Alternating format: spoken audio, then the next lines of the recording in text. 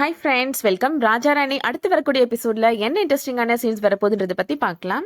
ஜெஸ்ஸி ஆதி 2 பேரோட கல்யாணம் இப்போ ஹிந்து முறைப்படியும் கிறிஸ்டின் முறைப்படியும் நடந்து முடிஞ்சிருது.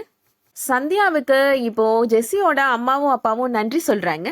ஏதோ ஒரு தப்புல ஆரம்பிச்சாலும் இப்போ நல்லபடியா நடந்து முடிஞ்சிருக்கு இந்த கல்யாணம். இதுக்கு முழுக்க காரணம் நீதான் சந்தியா அப்படின்னு சொல்றாங்க. சிவகாமியும் சந்தியாவை பாராட்டுறாங்க. நீ மட்டும் இல்லைன்னா இந்த கல்யாணமே நடந்திருக்காது சந்தியா அப்படின்னு சொல்றாங்க. செந்தில் சொல்றாரு, இனிமே கல்யாணம் ஆயிடுச்சு அது, இனிமே நீ பொறுப்பா நடந்துக்கணும் அப்படின்னு சொல்றாங்க.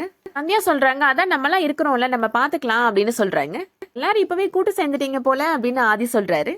ஆமா அப்படின்னு ஜெஸ்ஸி சொல்றாங்க. நாளைக்கு எபிசோட்ல ஆதி அவரோட உண்மையான குணத்தை காமிக்க போறாரு. ஃபர்ஸ்ட் நைட் அப்போ ஜெஸ்ஸிட்ட ஆதி சொல்றாரு, நான் இது வரைக்கும் என்னோட வாழ்க்கையில இவ்வளவு அவமானப்பட்டதே கிடையாது, அதுக்கு காரணம் நீ தான் ஜெஸ்ஸி அப்படின்னு சொல்றாரு. நான் என்னைக்குமே மன்னிக்க மாட்டேன் அப்படின்னு சொல்றாரு. நீ வேணா என்ன புருஷன்னு எல்லா இடத்துலயும் சொல்லிக்கலாம், ஆனா உனக்கு ஒரு பொண்டாட்டிக்கான உரிமையை நான் என்னைக்குமே கொடுக்க மாட்டேன் அப்படின்னு சொல்றாரு.